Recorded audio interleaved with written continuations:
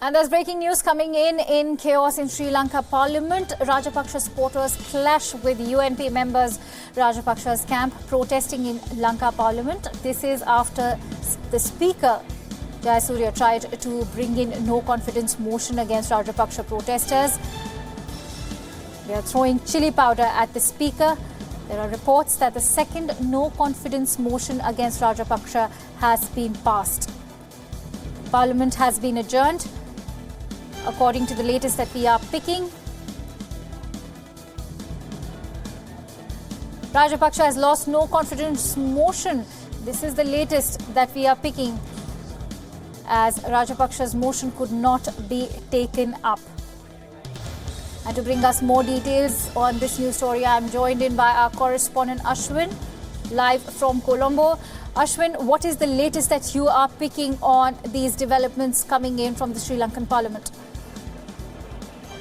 The Parliament was supposed to start today at 1:30 p.m.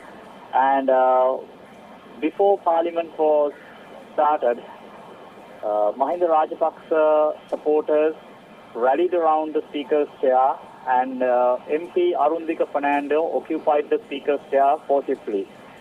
And he continued to sit on the chair, and he didn't want to get up and make room for the Speaker. And the supporters were there supporting the Mahinda Rajapaksa camp, and they were showing placards and shouting slogans. And this continued for almost like 45 minutes, and Speaker was unable to commence the sitting.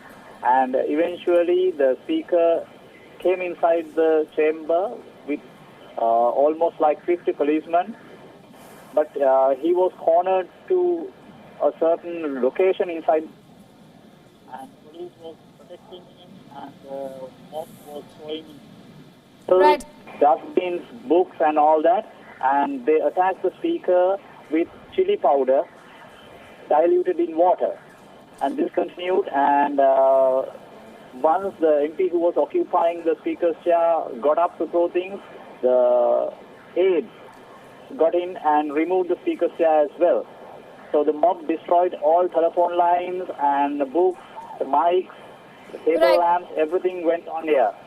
Yes, right, Ashwin, please. Going by whatever you're telling us right now, I believe that there's been too much chaos in the Parliament. Also, your information and your sources tell us that the reports are that the second no confidence motion against Rajapaksa has been passed. Correct me if I'm wrong. Speaker who was standing in the corner with the police protection surrounding him, he wanted CNA MP Mr. Sumandiran to move the motion, which he did, but Speaker was unable to go for the vote because he could not go for the vote and take the vote by name. So it is very unclear whether the motion was passed, because the Rajapaksa camp is currently having a press conference downstairs that the motion was not passed. But the UNPers are saying the motion was passed. It's very unclear until the Hansard comes out. Right. So Ashwin, as long as you know, if it's unclear that there has been a no confidence motion, whether or not it's been passed or not, it still remain unclear. What is it that we can expect now in terms of parliamentary action from now on? During the morning's press conferences, the Mahinda Rajapaksa camp held that the entire process Speaker followed was unconstitutional, and they would prefer if the Speaker wait until the Supreme Court judgment, which we expect on the 7th. So perhaps they took this action to have this sort of a protest inside the Parliament to delay the process of appointing a new Prime Minister. But before the mace was taken out along with the Speaker, the Rajapaksa camp shouted, identifying Mr. Mahinda Rajapaksa as the Prime Minister. So I don't.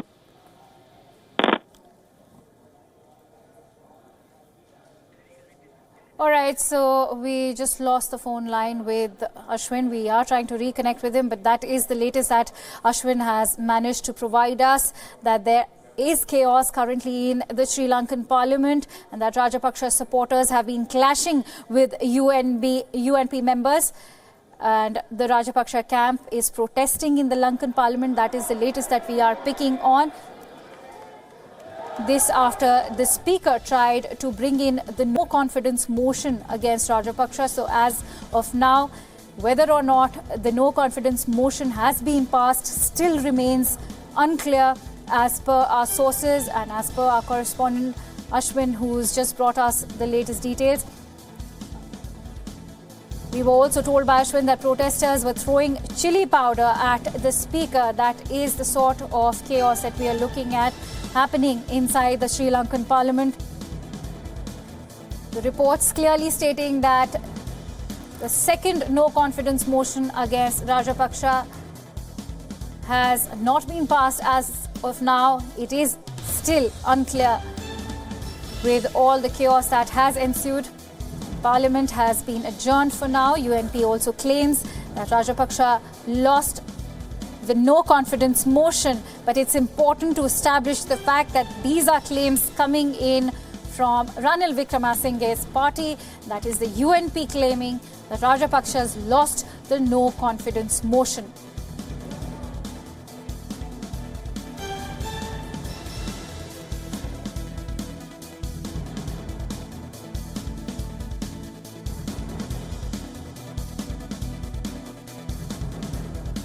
Was expected to take place in the Sri Lankan Parliament, but due to all the chaos that has just taken place, we are picking from our sources that the second no confidence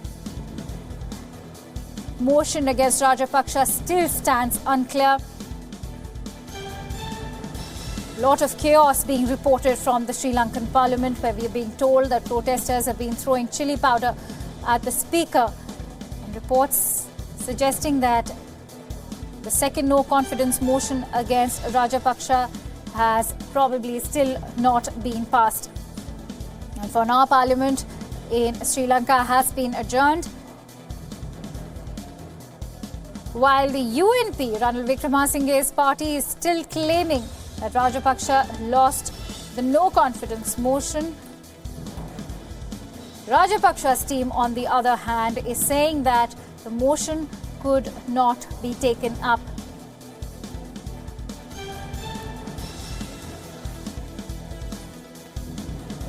Remember, the political crisis in Sri Lanka ensued soon after the parliament was dissolved on 26th of October. And so the political crisis has been taking place. It's been a constitutional crisis as well in the country that's been taking place for weeks now. To bring us more details on the news stories, now I'm also joined in by my colleague Bhairavi, who will bring you all the details. All right, thanks a lot, Akansha, for that. If you're just tuning in, this is the top of 3 p.m. and the big breaking news coming in from Sri Lanka is that another day of complete chaos inside Parliament. We believe that chili powder was also being thrown and there is absolutely no consensus on who will be the next Prime Minister. Joining us live at this moment is Sri Lankan journalist Lahiru Pothumula, who joins us on the phone line. What more do you know and you can share with us at this point? We were expecting some good news, but that hasn't happened, Lahiru.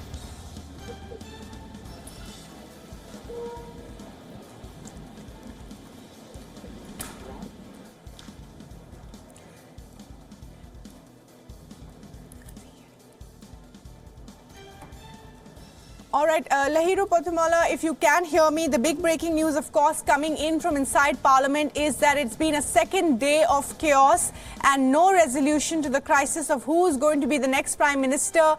Can you share any more details of what's happening?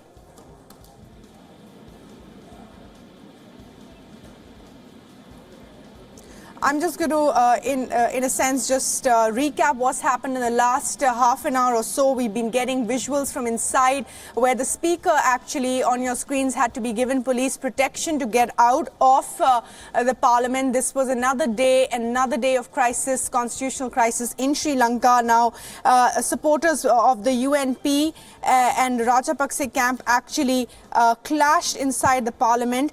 This even as we were expecting another voice vote or a vote vote of confidence in Parliament today in Sri Lanka, or some sort of a consensus on another prime ministerial candidate. That didn't happen. And even though there were initial reports coming in from Sri Lanka that could be a possibility, that neither Rajapaksa nor Wickremesinghe would be the prime minister, and the president would then select another name for the prime ministerial candidate. But as you can see on your screens, since yesterday, that constitutional crisis has erupted today. Yesterday, of course, dustbins were thrown at each other, paper was thrown, and today we believe that chilli powder was also something that was used inside Parliament. So complete chaos there, complete constitutional crisis, and we believe that the Sri Lankan speaker who was conducting the session was conducting it already in police protection, and then was of course taken out of Parliament. Reports also saying that this of course coming on the back of Mahinda Rajapaksa being reinstated as the Prime Minister by the President Sri Sene, even though the voice vote just a week ago had given a majority to the Wickremesinghe camp. That is, he had won 122 of the voice vote that were conducted inside Parliament. All of this is going to go back to the Supreme Court in Sri Lanka, which is going to be hearing this case, finally giving a verdict on December 7th. But there were hopes that this constitutional crisis would end on its own, but it looks that the Apex Court will have to intervene once again in this matter. Now, this will be, of course, the second time this is happening in the last 3 days in Parliament as well. And the Honourable Speaker, of course, had announced that the second vote of the fresh no confidence vote had been passed, and that also Mahinda Rajapaksa had lost, and which is why we believe that all of this chaos had taken place.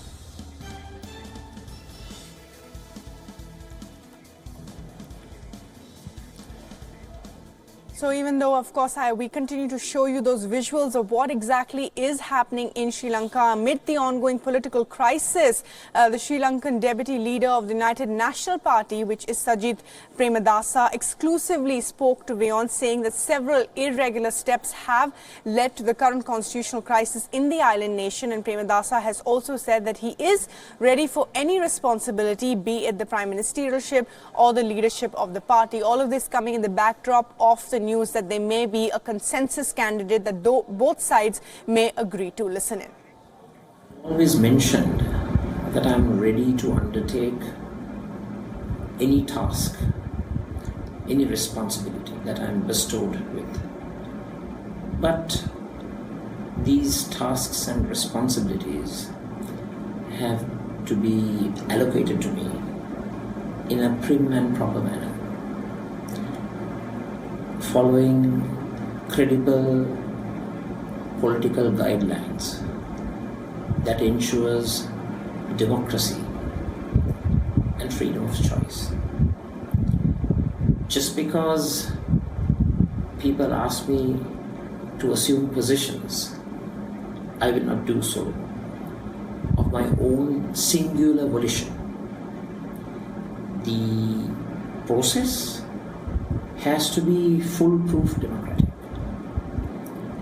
The parliamentary group of my party, the working committee of my party, the present leadership, and combined with that, His Excellency the President, they all have to agree to the task that I will be bestowed with. So there will be no singular action determined solely by myself.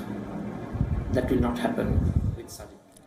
All right, we believe that Lahiro Pothumola is back with us. He is a journalist in Sri Lanka. And Lahiro, can you confirm to us what we are picking up, that there was an attempt for a second no confidence vote, but that couldn't take place amid the ruckus? Yes, true. There was a move to present a second no confidence motion today. United National Party MPs, they started collecting signatures. Anyway, when the Speaker entered into Parliament chamber, he was prevented by the government MPs from proceeding with the Parliament agenda and taking votes for the no confidence motion. There was huge commotion, and government MPs, they behaved in an unruly manner. They threw objects at Speaker, was surrounded by police personnel. Speaker had reportedly collected votes by the raise of hands.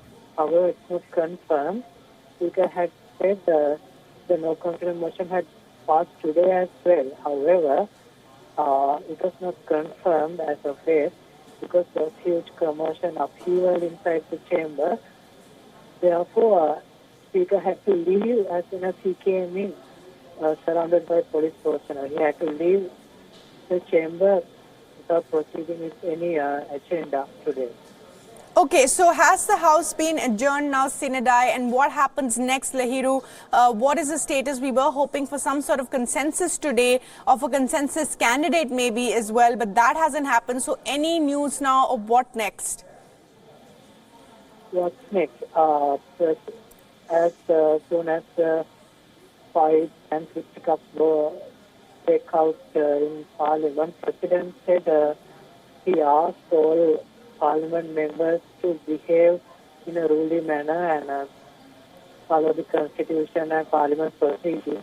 Okay. He assured that he will not prorogue Parliament again under any circumstances. Okay. So the President has made that assurance, and in the meantime, the Speaker has adjourned Parliament till Monday, 19th at 1 p.m.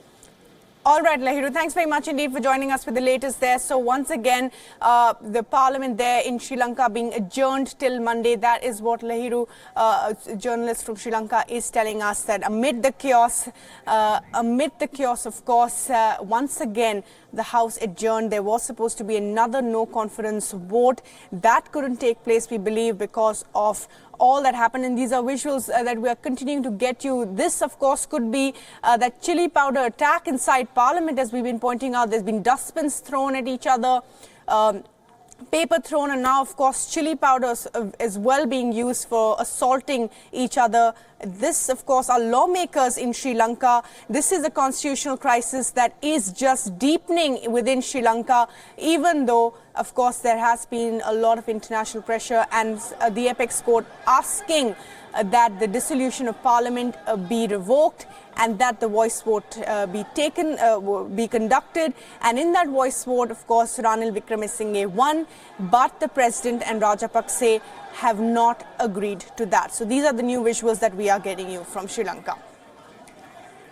So, as we've been pointing out, this constitutional crisis has been unfolding for the last 2 weeks or more, and has, of course, all of it started by the fact that the President, that is Sri Sena, reinstated Rajapaksa as the Prime Minister, ousting Ranil Wickremesinghe.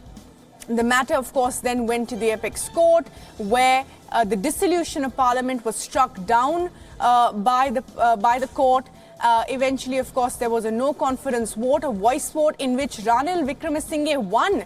But the President, that is Rajapaksa, refused to adhere to the voice vote. He said that it had no constitutional validity, and therefore he said, as the President, as the constitutional head, he had the authority to decide who would be the Prime Minister, and that Prime Minister did not have to go through a majority vote. So all of this, of course, unfolding. Today, there were initial reports that there might be a consensus candidate that both sides may agree to, which would neither be Rajapaksa nor would it be Ranil Wickremesinghe. The name of Mr. Premadasa was doing the rounds. He said he was willing to take on the leadership role as well. But as the session started at 1:30, we saw what unfolded, complete chaos inside Parliament. Rajapaksa supporters clashing with the UNP members, and of course the Speaker had to be rushed out under police protection. Protesters throwing chili powder at the Speaker as well, and at each other as well. This was the second no confidence motion against Rajapaksa that had to be passed, but the motion could not be taken up because of all the chaos inside Parliament. And my colleague Karthike is joining us now live from the newsroom for the very latest on the. And Karthike, this constitutional crisis just deepening by the day. We were hoping for some better news, but that certainly is not happening anymore.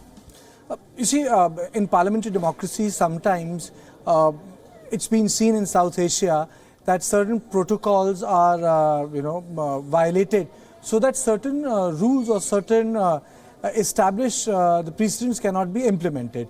Now, I would say that in most of the parliaments, like for example in Britain or the Assembly in Pakistan or the Lok Sabha, which is called the lower house in India, or Sri Lankan Parliament, you need to have certain decorum in place for a certain passage of bill. For example, if you want to pass a bill which has money in India, you require people to vote.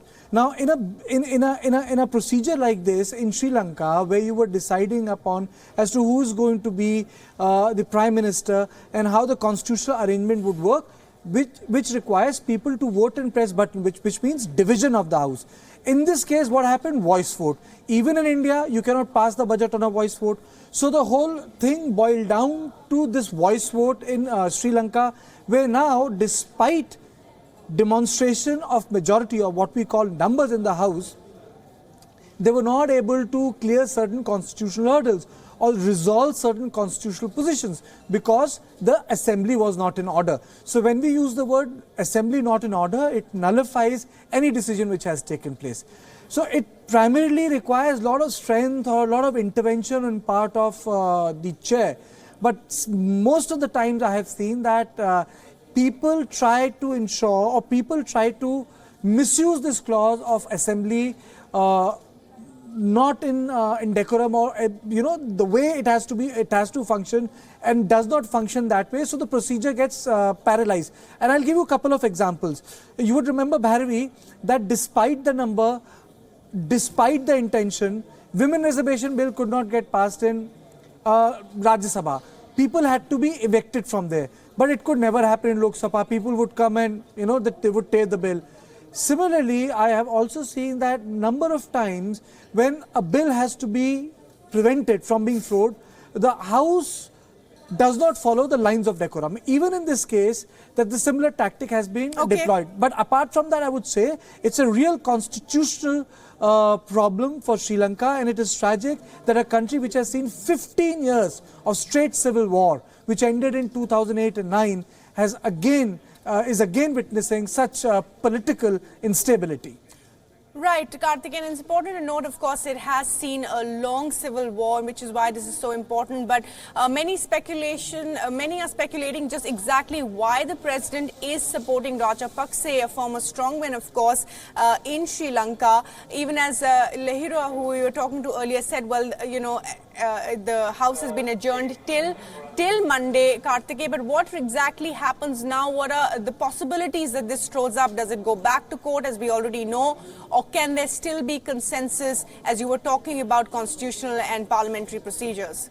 See, I would say universal code of politics is that you neither have permanent friends nor you have permanent enemies. So Rajapaksa 2 years back would have been enemy of Sri Sena, Ranil Wickremesinghe, but the alignment has changed. It is something like our Nitish Kumar, the Chief Minister of Bihar. One day he was with UPA, today is the best friends with our Prime Minister Narendra Modi. So similarly is the case in Sri Lanka. Rajapaksa was the foe which the entire opposition wanted to defeat, and Rajapaksa was so angry after his defeat that he actually took an executive action, and a couple of people from Indian High Commission were expelled on a frivolous charge, but that's what he felt. So similarly, I would say it's a political realignment, but the larger question, or I would say the larger issue, is that somehow the Chinese aggressiveness, the Chinese assertion is being felt very much in South Asia. The Chinese assertion in South China Sea was distant, but India is feeling the heat. You look at Maldives, you look at Myanmar, the Coco Island, you look at the way investments in Hanban Tota took place when Rajapaksa was the chief executive of the country. And again, you look at the Belt project in Pakistan and the ability of China to provide infrastructural highway to Nepal. So these are the larger issues, and Sri Lanka is reflecting those anxieties. So I would say that Sri Lanka is not immune to the power play, and what we witnessed today in Sri Lankan Parliament also has a, if not very significant, but sizable, I would say, foreign influence. Yeah, sizable foreign influence. In fact, there were several reports suggesting, of course, that China was the only country that had welcomed Rajapaksa back as the Prime Minister. So that power play continues in South Asia between India and Pakistan, India and, of course, China. Nobody would actually admit that, but it is certainly true. And what is also certainly true, of course, is that all of this started to unfold after there was a tiff between the President and the Prime Minister in a cabinet meeting as well, even though that was something that was hushed up initially as well. So, Karthikeya, stay with us for now. We're joined by Professor Rajiva Vijaysinha, an analyst from Sri Lanka as well. And how do you, sir, see the things that are unfolding and how they've been unfolding in the last weeks or so in Sri Lanka? Today, the scenes coming in are completely unprecedented. Chili powder attacks on each other. We believe that many police officials have also been suffered minor injuries because obviously a lot of them got this chili powder in their eyes. Well, I haven't been following it. Frankly, I went to sleep this afternoon because there seems to be chaos and no point following repetitions of scenes. The whole thing does seem quite absurd. I thought, I'm not quite sure what is going on because yesterday we were told that Parliament had, the session would be next held on the 21st. Then we are told that there had been a discussion and they decided to reconvene today. I'm not sure what went on at the party leaders' meeting. It seems to me there's a very simple situation where the current opposition has proposed a motion of no confidence in the Prime Minister, and Parliament should take it up. But I also think that the Speaker made a grave mistake in trying to take it up immediately day before yesterday, because, there are certain procedures that you have to allow certain time to pass when something appears on the order paper. And something like motion of no confidence in the Prime Minister is not something that should be taken up by suspension of standing orders. There's plenty of time to do it. I think it's a 5-day period. I'm not really sure exactly how long it is. But, Speaker should have put it on the order paper the minute it was prepared to him, and it should be taken up in 5 days. And if you were taken up in 5 days, then I think there would be no excuse at all for the government MPs to make all this fuss. Okay, that's an important point. One side says the other is doing something illegal. Yes, that's an important point to make, the role of the Speaker here and, why exactly in this situation he's asked for a no confidence vote 2 times in 2 days. And is that, do you believe, one of the reasons why this crisis has not abated, the fact that he did not wait for 5 days, even though the matter is also in the apex court? I think the Speaker should have waited. It's the problem is the Speaker has shown himself so ridiculously partisan that no one really trusts him. And, this is not the situation of a Speaker in Sri Lanka ever before. There was a Speaker once under Jayawardena who also used to try to fiddle with parliamentary procedure. This man has behaved disgracefully for the last few years. Including, for instance, we all want democracy, but you're probably aware that provincial council elections have been postponed. But sir, what about the President's role? You're talking about the Speaker's role here, sir. You're here talking about the Speaker's role, which you feel has been unconstitutional, but many believe the President hasn't been above board either. The fact that he brought Mr. Rajapaksa. Unconstitutional.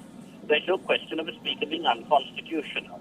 The President has done 3 things, 2 of which are, the Constitution is ambiguous and it should be challenged in the courts.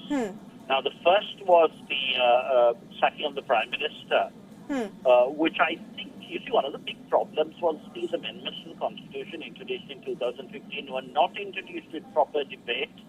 They were not put on the order paper in time. Things were smuggled in. There's a ghastly man called Rajapaksa. As you know, I was someone who was supporter of Mahinda Rajapaksa. I supported Sirisena for the presidential election. And when we're doing the manifesto, Rajapaksa Vikramasinghe said the first thing we have to do is to transfer all powers to the Prime Minister. I said, you're mad. You cannot, A, ask people to vote for one person and give powers to someone else. And B, people will never vote if they know you're giving powers to Vikramasinghe because it is very unpopular. And Rajapaksa said to me, you're right, but we'll do it afterwards. So this whole thing is sleight of hand, and when they did this sleight of hand, they left a lot of inconsistencies in the Constitution. It says one thing at one point and one thing at another.